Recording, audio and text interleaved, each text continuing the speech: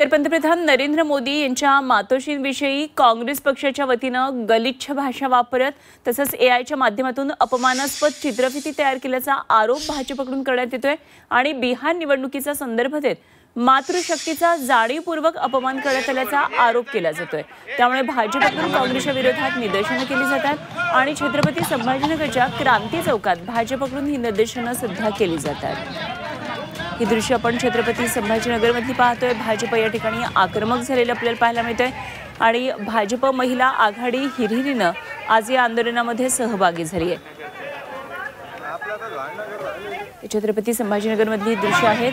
पंतप्रधान नरेंद्र मोदी यांच्या मातोश्रीचा जो एआय व्हिडिओ काढण्यात आला त्याचा विरोध करण्यात येतोय। बहुत देर चलने वाला आंदोलन काय सांगाल आपण आज करण्याबद्दल आंदोलन करतोय?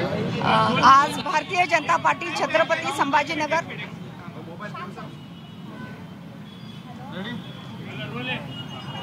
काय सांगाल आंदोलन करताय?